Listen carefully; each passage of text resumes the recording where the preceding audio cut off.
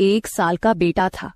जब मैं काम पर जाती थी तो रामू मेरे बच्चे की देखभाल करता और वह मेरे घर में ही रहता था। मैं बिना शादी के मां बन गई थी।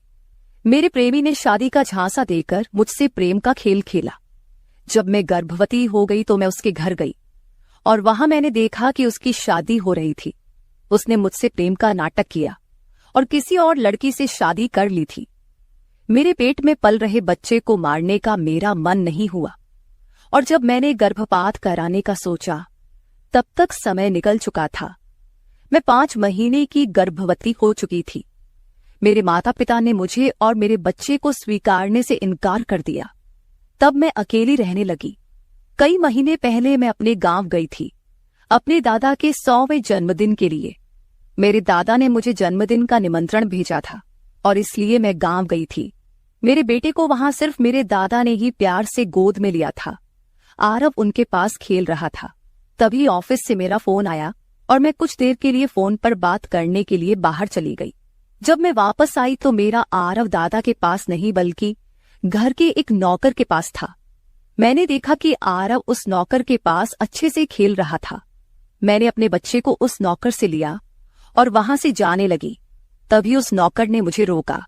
वह कहने लगा, मालकिन, मुझे थोड़ी मदद चाहिए। मुझे पैसे की नहीं बल्कि काम की जरूरत है। उसने अपना परिचय दिया और कहा, मैं रामू हूं। मैं इस घर में गाय भैंस के गौशाले की सफाई का काम करता था, लेकिन अब बड़े साहब गाय भैंस बेचने की बात कर रहे हैं। अगर आपके पास कोई काम हो तो दीजिए। मुझे काम की बहुत जरूरत है। मेरे माता पिता भी मजदूरी करते हैं। मुझे काम की बहुत जरूरत है। तब मैंने कहा, मेरे बच्चे की देखभाल का काम है, लेकिन इसके लिए तुम्हें शहर चलना होगा। इस काम के लिए मैं तुम्हें 5,000 रुपये महीना दूंगी। रामू मेरे साथ शहर आने के लिए तैयार हो गया। आरव उसके साथ अच्छे से रहता था और यह देखकर मैंने रामू को अपने घर लाने का फैसला किया। रामू तब से मेरे घर में ही रहने लगा। उसने कहा कि हर 4 महीने बाद जब थोड़े पैसे जमा हो जाएंगे तब वह अपने गांव जाएगा। रामू दिन भर मेरे बच्चे की अच्छे से देखभाल करता और घर के कामों में भी मेरी मदद करता। रामू को घर आए 1 महीना हो चुका था और इस 1 महीने में उसने मेरा दिल जीत लिया था। उसकी देखभाल से मेरे बेटे की सेहत भी सुधर गई थी। जो आरव मुझे परेशान करता था, अब वह रामू के हाथों से अच्छे से खाना खाता था। मैंने रामू को एक अलग कमरा दिया था। एक दिन रात में आरव बहुत रोने लगा। किसी भी तरह से वह शांत नहीं हो रहा था। बच्चे के रोने की आवाज सुनकर रामू मेरे कमरे में आया और उसने आरव को मुझसे ले लिया। रामू के पास जाते ही आरव शांत हो गया था। रात बहुत हो चुकी थी। आरव रामू को छोड़ नहीं रहा था, तो मैंने रामू को अपने कमरे में ही सोने के लिए कह दिया। सुबह जब मैं उठी तो आरव रामू से लिपटकर सो रहा था। उस रात के बाद से रामू आरव के लिए मेरे कमरे में सोने लगा। रामू के आने के बाद सब कुछ अच्छे से चल रहा था। रामू के काम से खुश होकर छुट्टी के दिन मैं उसे मॉल लेकर गई। वहां मैंने उसके लिए अच्छे कपड़े खरीदे और सैलून में जाकर उसकी नई हेयर स्टाइल बनवाई। रामू देखने में अच्छा था, लेकिन वह एकदम साधारण तरीके से रहता था। उस दिन मैंने उसका पूरा लुक ही बदल दिया था। उसे नए अंदाज में देखकर मैं भी उस पर विश्वास नहीं कर पा रही थी। कल तक जो एक साधारण सा नौकर था, वह इतना हैंडसम और स्मार्ट दिख सकता है, इसकी मैंने कल्पना भी नहीं की थी। मॉल से हम घर आए तो आरव आते ही सो गया था। मैंने उसे कमरे में बिस्तर पर सुला दिया और पानी पीने के लिए बाहर जाने लगी। तभी रामू मेरे लिए पानी लेकर आया। पानी पीकर मैंने गिलास रखा और रामू मुझे तब से ही एकटक देख रहा था। जैसे ही मैंने गिलास रखा, उसने मुझे गले लगा लिया। कई सालों बाद किसी पुरुष ने मुझे गले लगाया था। मैंने उसे खुद से दूर किया। तब रामू ने कहा, मालकिन, आपकी वजह से आज पहली बार मैंने खुद से प्यार करना सीखा है। जिंदगी बहुत खूबसूरत है, बस इसे जीना आना चाहिए। आज आपने मेरा कायाकल्प करवा कर मुझ पर बहुत बड़ा उपकार किया है। मैं सच में बहुत अच्छा दिख रहा हूँ। रामू के चेहरे पर खुशी देखकर मैं भी खुश थी। अगले दिन से वह बहुत स्वच्छ और सलीके से रहने लगा था। वह 20 साल का था, लेकिन गांव का लड़का होने के कारण उसकी कद काठी अच्छी थी। वह घर में भी रोजाना कसरत करता था उसकी लंबाई भी ठीक ठाक थी। मैंने उससे उसकी पढ़ाई के बारे में पूछा था, लेकिन उसने कहा कि अब उसका पढ़ाई से मन उठ गया है। हर सुबह ऑफिस जाने से पहले मैं अपने बच्चे को दुलार कर ऑफिस के लिए निकलती थी। आज जब मैं ऑफिस के लिए निकलने से पहले आरव को चूमने गई, तब वह रामू की गोद में था। अचानक आरव ने अपनी गर्दन घुमाई और मेरे होंठ रामू के गाल पर जा लगे। मुझे बहुत शर्मिंदगी महसूस हुई। मैंने उससे माफी मांगी और ऑफिस के लिए निकल गई। शाम को जब मैं घर आई, तब भी मैं रामू की आंखों में नजर नहीं मिला पा रही थी। रामू ने आरव को खाना खिलाकर सुला दिया था।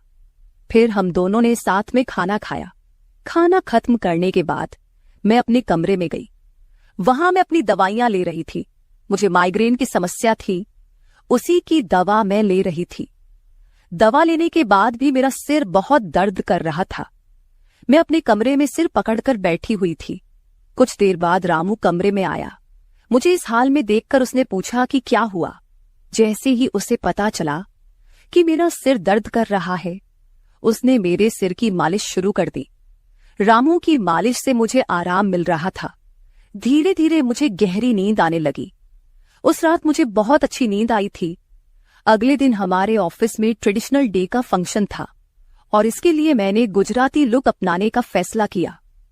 मैंने घाघरा पहन लिया था, लेकिन स्कर्ट का नॉट बांधने में मुझे दिक्कत हो रही थी।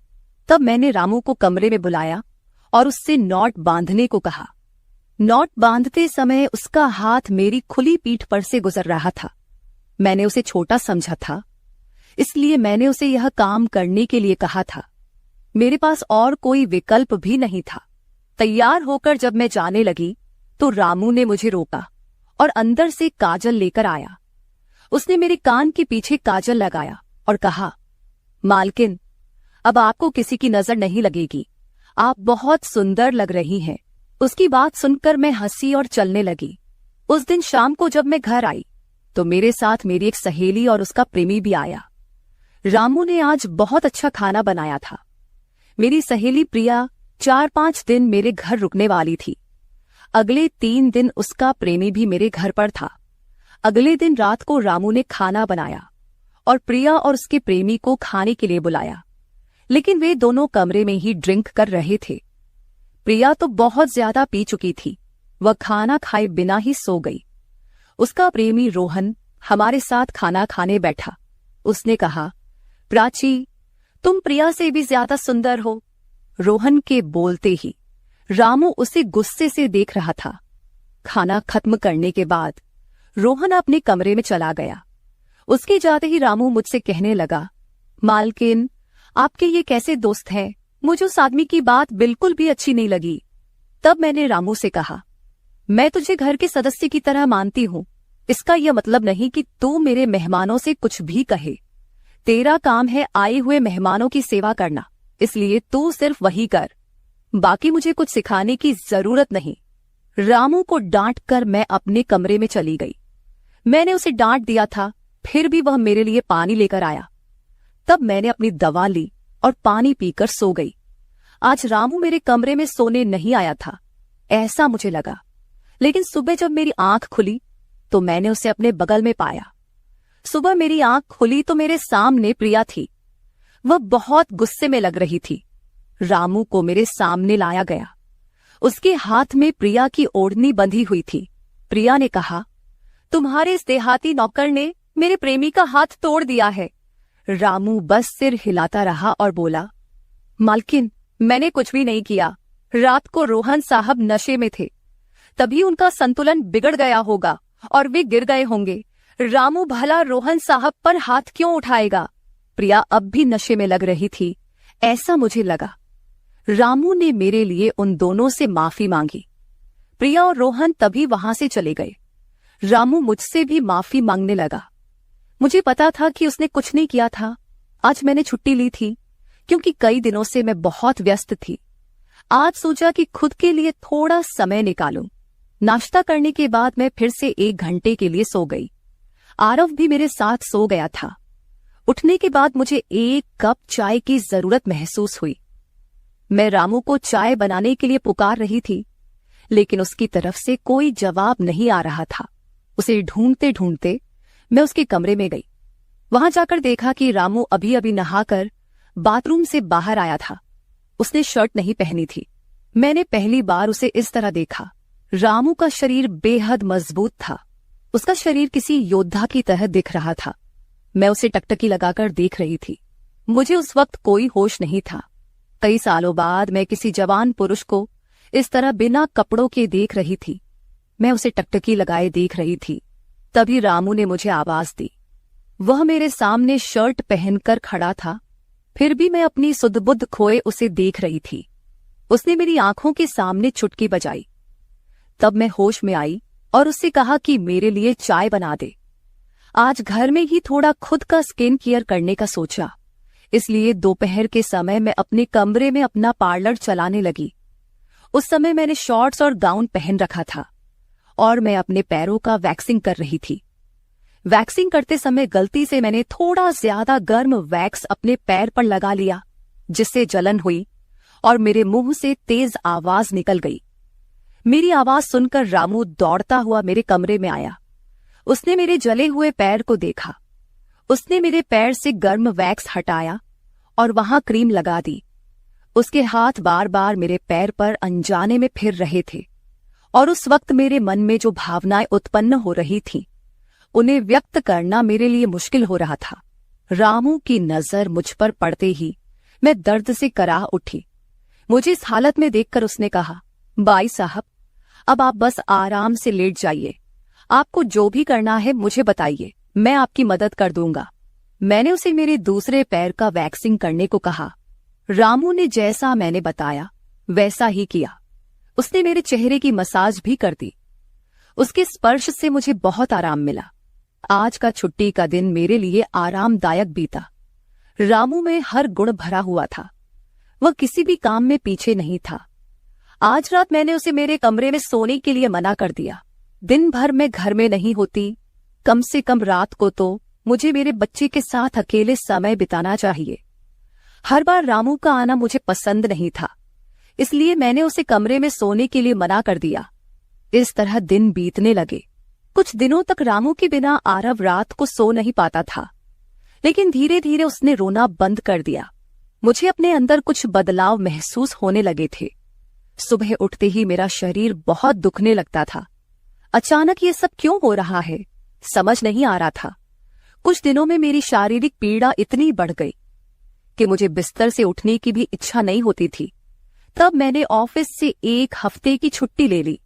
कुछ दिनों आराम किया, शायद थोड़ा ठीक हो जाऊं। अब पूरा वक्त आरव रामू के साथ रहता था। जब उसे भूख लगती तो वह बीच बीच में मेरे पास आ जाता। आज मैं अपनी कमर पकड़कर बैठी थी। रात को रामू पानी लेकर मेरे कमरे में आया। मेरी कमर पर हाथ देखकर उसने समझ लिया कि मुझे बहुत तकलीफ हो रही है। रामू ने कहा, भाई साहब, अगर आपको कोई आपत्ति ना हो तो मैं आपकी कमर की मालिश कर देता हूं। मेरी कमर इतनी दुख रही थी कि मैंने उसकी मालिश के लिए हाँ कर दी, लेकिन उससे पहले मैंने अपने कमरे की लाइट बंद कर दी। छोटे 0 बल्ब की रोशनी में मेरी कमर उसे नहीं दिखेगी, इसलिए मैंने कमरे की बड़ी लाइट बंद करके 0 बल्ब जला दिया। वह जब मालिश कर रहा था, मुझे बहुत आराम मिल रहा था। मालिश करने से मेरी पीड़ा जैसे झट से गायब हो गई थी। मालिश करते समय रामू ने मुझसे पूछा, भाई साहब, आपको आरव के पिता की कभी याद नहीं आती? आप इतनी सुंदर और जवान होकर भी अभी तक अकेली क्यों हैं? उसके सवाल का मेरे पास कोई सही उत्तर नहीं था। मैंने उससे कहा कि शायद तुम्हारे सवाल का उत्तर मेरे पास नहीं है। उस सवाल पर वहीं विराम लग गया। रामू की मालिश से मुझे अच्छी नींद आ गई थी। अगले 2 दिन बाद वह तारीख थी जब मैंने अपने प्रेमी से मुलाकात की थी। आखिर वह दिन आ ही गया। उस दिन मैंने दिन भर अपने मन को किसी न किसी काम में व्यस्त रखने की कोशिश की, लेकिन रात के अंधेरे में मुझे अपने प्रेमी की बहुत याद आ रही थी। आज वह मेरे साथ नहीं था, लेकिन वह मेरे बच्चे का पिता था। आरव को देखकर मुझे रोज उसकी याद आती थी और आज मैं अपनी भावनाओं को छुपा नहीं पाई। मैं अपने कमरे में जोर जोर से रोने लगी। आरव पास में सो रहा था, इसका भी मुझे ध्यान नहीं रहा। मैंने आज अपनी दवाइयां भी नहीं ली थीं। रामू पानी लेकर मेरे कमरे में आया। मुझे रोते हुए देखकर उसने मुझे पानी पिलाया। जब मैं शांत हुई तो उसने मुझे दवाइयां दी। मेरे रोने की आवाज से आरव हल्का हिलने लगा। वह जाग न जाए इसलिए रामू मुझे अपने कमरे में ले गया। वहां जाकर मैंने उसे कसकर गले लगा लिया। ऐसा लग रहा था कि मैंने अपना होश खो दिया था। मेरा रोने का कारण सुनकर रामू भी शांत हो गया था। वह लगातार मेरे आंसू पोंछ रहा था। रोते रोते मैंने उसका कंधा पकड़ लिया। धीरे धीरे मैंने उसे और करीब खींच लिया। मैंने उससे कहा, रामू, आज की रात मैं तुम्हारे साथ बिताना चाहती हूं। तब रामू ने कहा, भाई साहब, मैं अभी छोटा हूं, मुझे कुछ भी नहीं आएगा। उसकी बात सुनकर मैंने उसे और पास खींच लिया। उस रात मैं उसके कमरे में थी, लेकिन सुबह जब मैं उठी तो वह मेरे पास नहीं था। उसकी शर्ट वहीं पड़ी हुई थी। जब मैं बाहर गई तो मैंने देखा कि रामू मेरे बच्चे को दूध और बिस्किट खिला रहा था। मुझे आरव का ख्याल नहीं आया था, लेकिन रामू ने नहीं भुलाया। उसने हम दोनों माँ बेटे को खुश कर दिया था। रात की थकान के बाद मैं सुबह देर से उठी थी। दिन भर रामू ने मुझसे नजरें नहीं मिलाईं। आज प्रिया मुझसे मिलने घर आई थी। वह रामू की तरफ देख भी नहीं रही थी। रामू ने उसे पानी दिया और कमरे से बाहर चला गया। थोड़ी देर बातें करने के बाद प्रिया जाने लगी। जाते समय उसने मुझसे कहा, जितनी जल्दी हो सके अपने नौकर को यहां से निकाल दो। वह दिखने में जितना मासूम लगता है उतना है नहीं। उसकी बात का मैंने खास ध्यान नहीं दिया। रोज की तरह रात को खाना खाने के बाद रामू ने मुझे पानी का गिलास मेरे कमरे में लाकर दिया और उसने आरव को भी सुला दिया था। आरव आज बाहर हॉल में झूले में सो रहा था। रामू उसकी देखभाल कर रहा था। मैंने अपने कमरे की लाइट बंद कर दी और सो गई। कुछ समय बाद मुझे आरव की आवाज सुनाई दी। उसकी आवाज से मेरी नींद खुली। मैं उठने वाली थी कि तभी उसकी रोने की आवाज बंद हो गई। कुछ समय बाद मुझे अपने कमरे का दरवाजा खुलने की आवाज सुनाई दी। मैं चुपचाप सब देख रही थी। रामू मेरे कमरे में आया था। उसने मेरे पास आकर यह देखने की कोशिश की कि मैं सो रही हूं या नहीं, और फिर उसने मेरा मोबाइल उठाया। उसकी वह खोजबीन देखकर मैंने जल्दी से कमरे की लाइट ऑन कर दी। मुझे जागता हुआ देखकर वह चौंक गया। मैंने उसके हाथ से अपना मोबाइल छीन लिया। मैंने उससे कहा, रामू, यह सब क्या चल रहा है? तुम इस वक्त यहां क्या कर रहे हो? वह कुछ नहीं कहकर वहां से जाने लगा, लेकिन मैंने उसे इतनी आसानी से छोड़ने का इरादा नहीं किया था। मैंने उसे उसका वीडियो दिखाया जिसमें वह प्रिया के बॉयफ्रेंड पर हाथ उठा रहा था। उस दिन रोहन के मोबाइल का कैमरा गलती से चालू रह गया था और उसमें उनकी हाथापाई रिकॉर्ड हो गई थी। सुबह जब प्रिया मुझसे मिलने आई थी तब उसने मुझे वह वीडियो दिखाया था और तब से मैं रामू पर नजर रख रही थी। रामू, तुमने झूठ क्यों बोला? तुमने रोहन पर हाथ क्यों उठाया? तब उसने कहा, जो भी आप पर बुरी नजर डालेगा उसके साथ मैं यही करूंगा। मालकिन, उस रात जब रोहन नशे में था वो आपके कमरे में आया था। वो आपके साथ कुछ गलत करने की कोशिश कर रहा था और इसलिए मैंने उस पर हाथ उठाया। रामू की बात सुनकर मैंने कहा, ठीक है, मैं तुम्हारी बात मानती हूं, लेकिन तुम मुझे नींद की दवा क्यों दे रहे थे? आज मैंने तुम्हें मेरे पानी में दवा मिलाते हुए देखा है। तुम्हारी नजर मुझ पर थी और तुम जो चाहते थे वह मैंने तुम्हें दे दिया है। अब अपना हिसाब करो और गांव निकलो। मेरी बात सुनकर रामू बोला, मालकिन, आप जैसा सोच रही हैं वैसा कुछ भी नहीं हुआ है। कल रात मैंने आपके साथ कुछ भी गलत नहीं किया। मैंने आपके पानी में नींद की दवा मिलाई थी जिससे आप मेरे पास आते ही सो गई थीं और मुझे आपके साथ कुछ भी गलत नहीं करना था। कुछ दिन पहले मैंने आपको रात में फोन पर बात करते हुए देखा था। मैंने आपकी बातें सुनी थी। आप फिर से अपने उस प्रेमी से मिलने की तैयारी कर रही थी। आपकी मुलाकात आपके ही घर में तय हुई थी। मुझे यह सब पता था। आप उससे ना मिले इसलिए मैं आपको रात में नींद की दवा दे रहा था। वह व्यक्ति अब भी आपको धोखा दे रहा है। वह आपसे झूठ बोल रहा है। वह आपके बच्चे को आपसे छीनने के लिए आपके करीब आ रहा है। उसकी पत्नी को बच्चा नहीं हो सकता, इसलिए वह आपके पास आ रहा है। उसने अपनी पत्नी को तलाक नहीं दिया है। वह आपसे झूठ बोल रहा है। रामू, तुम हो कौन? तुम्हें यह सारी जानकारी कैसे मिली? तब उसने कहा, आपके बाबा साहेब ने मुझे आपका फोटो दिखाया था। मुझे आप पहली नजर में ही अच्छी लगी थी, लेकिन बाबा साहेब ने यह भी कहा था कि आप शादी के खिलाफ हैं। तब मैंने उनके साथ मिलकर यह प्लान बनाया। आपके दिल में अपनी जगह बनाने के लिए मैं यहां आया था, लेकिन यहां आने के बाद मैंने देखा कि बहुत से लोग आप पर बुरी नजर रखते हैं, इसलिए मैंने आपकी सुरक्षा करनी शुरू कर दी। रामू 20 साल का नहीं था। मेरा पहला शक सही निकला। वह 30 साल का था और एक अच्छी नौकरी पर था। उसने मेरे प्यार के लिए इतनी मेहनत की थी। रामू ने मेरे प्रेमी के बारे में जो भी कहा था वह सब सच था।